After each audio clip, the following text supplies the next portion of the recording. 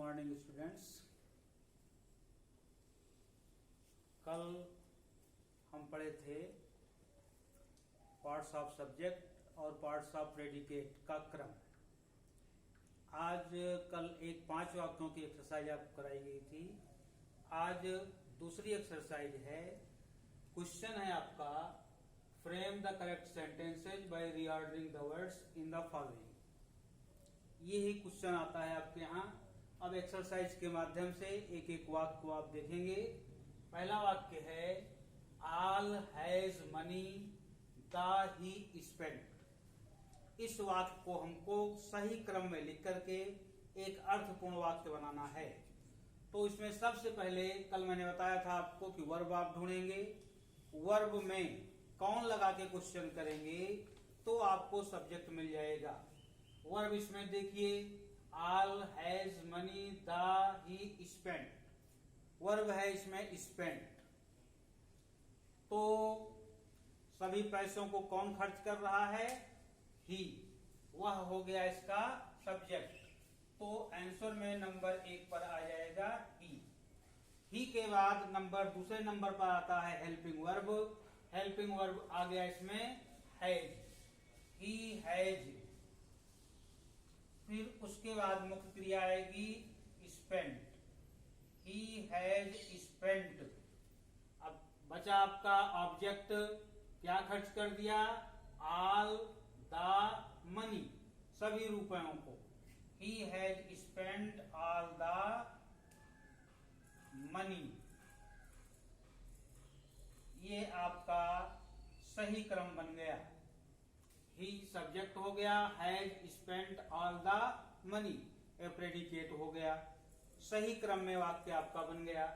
दूसरा वाक्य है, sold old Mahesh his has house. इस वाक्य में सबसे पहले हम वर्ब ढूंढेंगे। वर्ब है सोल्ड, बेचा गया। कौन बेचा?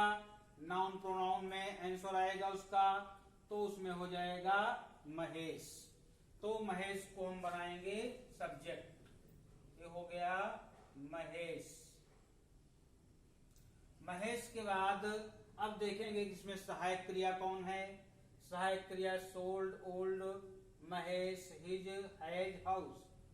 सहायक क्रिया क्या बनेगी? हैज। हैज को नंबर 2 पर लाएंगे। Has, Mahesh has. अब आएगी क्रिया सोल्ड तीसरे नंबर पर। चौथे नंबर पर आएगा ऑब्जेक्ट। ऑब्जेक्ट में क्या बेचा? ओल्ड है, हिज है, हाउस है। तो हिज पॉसेसिव केस से पहले आएगा हिज ओल्ड हाउस, अपने पुराने घर को। His old house. पूरा वाक्य आपका बन गया, Mahesh has sold his old house. तीसरा वाक्य है, सिंगिंग फ्रेंड्स फिल्मी इंजॉय माई सॉन्ग्स। इस वाक्य में इंजॉय वर्ब है। कौन इंजॉय करता है? माई फ्रेंड्स, मेरे मित्र। मेरे मित्र इसमें सब्जेक्ट आपका हो गया माई फ्रेंड्स। अब ढूंढेंगे नंबर 2 पर सहायक क्रिया।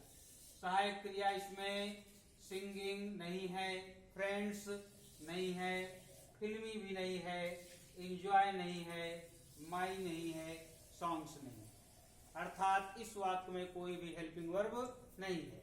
तो मुख्य क्रिया लिखेंगे। मुख्य क्रिया इसकी है इंजॉय। My friends enjoy. मेरे मित्र आनंद उठाते हैं। इसका आनंद उठाते हैं? सिंगिंग, गाने का। My friends enjoy singing. कैसे गीत? फिल्मी सॉन्ग्स। फिल्मी सॉन्ग्स। पूरा वाक्य आपका बन गया, माई फ्रेंड्स इंजॉय सिंगिंग फिल्मी सॉन्ग्स। अगला वाक्य है, ताज बेरी लुक्स ब्यूटीफुल द। वाक्य इसमें क्रिया ढूंढेंगे लुक्स, दिखाई देता है। कौन दिखाई देता है? ताज। ताज से पहले हम दा का भी प्रयोग करेंगे तो ये बन जाएगा दा ताज। ये आपका हो गया सब्जेक्ट। अब इसमें सहायक क्रिया कोई नहीं है, मुख्य क्रिया लिखेंगे लुक्स। द ताज लुक्स, ताज दिखाई देता है। कैसा दिखाई देता है? वेरी ब्यूटीफुल, बहुत सुंदर। The Taj looks very beautiful. ये आपका सही क्रम में हो गया, क्वेश्चन के अनुसार आपका रीऑर्डर हो गया। अगला देखेंगे, angry got his him mother with. इस वाक्य में भी पहले वर्ब ढूंढेंगे, रीऑर्डर करने के लिए, सही क्रम रखने के लिए क्रिया ढूंढेंगे। क्रिया में कौन लगा के तुरंत क्वेश्चन करेंगे, सब्जेक्ट मिलेगा। क्या है? गॉट एंग्री, नाराज हो गई। कौन नाराज हो गई? मदर। इसकी मदर, यहाँ हिज भी लिखा गया है तो हिज मदर इसका सब्जेक्ट हो जाएगा। यहां पर लिखेंगे हिज मदर। दूसरे नंबर पर सहायक क्रिया कोई है?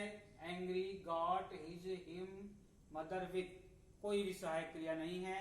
मुख्य क्रिया हमने ढूंढा था गॉट एंग्री, तो गॉट एंग्री यहां प्रेडिकेट में लिख देंगे got angry. His mother got angry, किससे नाराज हो गई? विथ हिम, उससे। His mother got angry with him. अगला वाक्य है आपका, working of is now he tired. He tired. अब इसमें सब्जेक्ट कौन थक गया? वह थक गया, क्योंकि नाव का प्रयोग है। नाव ऐसा शब्द है कि उसको हम प्रारंभ में भी लगा सकते हैं और अंत में भी लगा सकते हैं। तो प्रारंभ में ही लगा लेंगे पहले। यहां लिखेंगे नाव, फिर सब्जेक्ट लिखेंगे ही, और क्रिया इसमें है इज। He is. उसके बाद लिखेंगे टायर्ड। क्रिया ढूंढे थे हम, ही इज टायर्ड।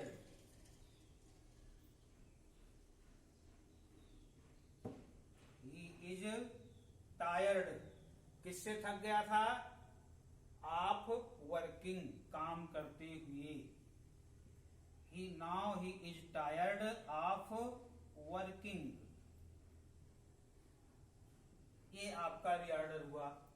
अगला वाक्य देखेंगे, working boys very the are hard. इस वाक्य में working boys very the are hard. इसमें सहायक क्रिया सब्जेक्ट ढूंढेंगे।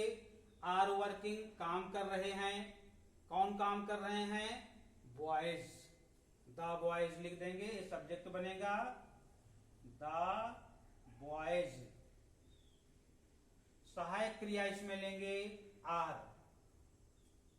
आर के बाद मुख्य क्रिया ढूंढेंगे। हेल्पिंग वर्ब के बाद मुख्य क्रिया working. The boys are working. कैसे काम कर रहे हैं? वेरी हार्ड, बहुत कठिन। ये आपका रीऑर्डर क्रम में वाक्य बन गया आपका, the boys are working very hard. अगला वाक्य है, health good swimming is for. इसमें इज क्रिया है। कौन लगा? कौन है?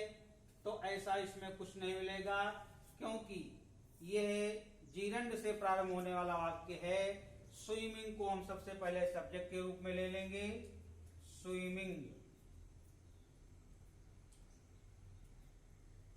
स्विमिंग के बाद वर्ब ढूंढे थे हम is. Swimming is.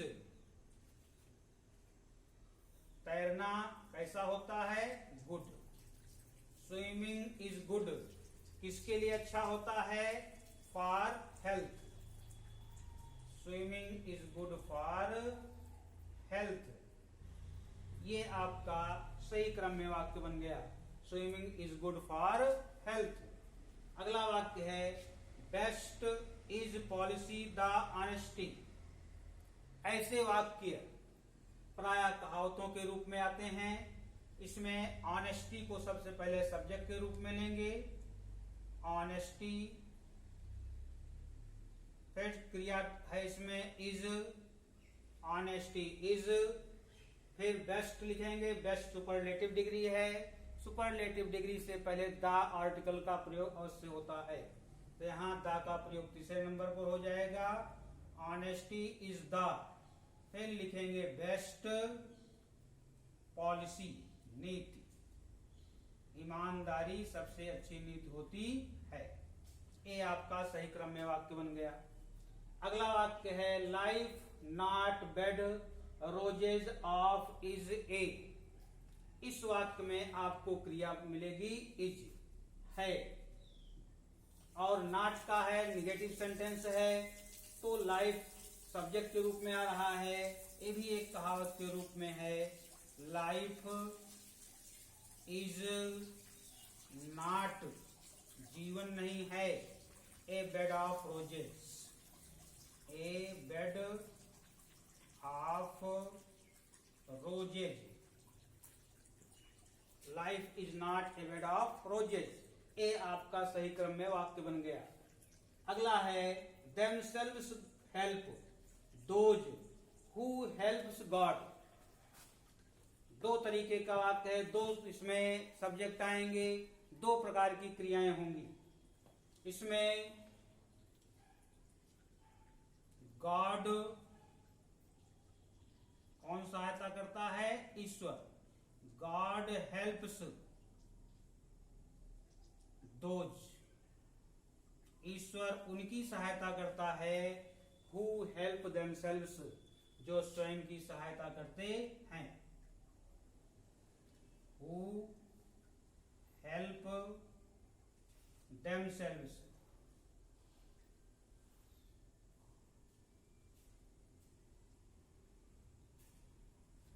God helps those who help themselves. इस प्रकार से जो भी एक्सरसाइज हमको मिले, हमको सबसे पहले वर्ब ढूंढ लेना चाहिए। वर्ब में कौन लगा के हम क्वेश्चन करेंगे तो सब्जेक्ट मिल जाएगा। सब्जेक्ट मिलने के बाद हम सहायक क्रिया ढूंढेंगे नंबर 2 पर, नहीं मिलती है तो मुख्य क्रिया लिखेंगे। उसके बाद ऑब्जेक्ट का नंबर आता है, इनडायरेक्ट ऑब्जेक्ट पहले, डायरेक्ट ऑब्जेक्ट बाद में, उसके बाद कॉम्प्लीमेंट्स आते हैं। जैसा कि कल आपको बताया गया था कि कॉम्प्लीमेंट्स और ऑब्जेक्ट के रूप में जीरंड का भी प्रयोग होता है, इन्फिनिटिव का भी प्रयोग होता है, और कभी कभी ऑब्जेक्ट के साथ ऑब्जेक्टिव कॉम्प्लीमेंट भी आते हैं। Thank you.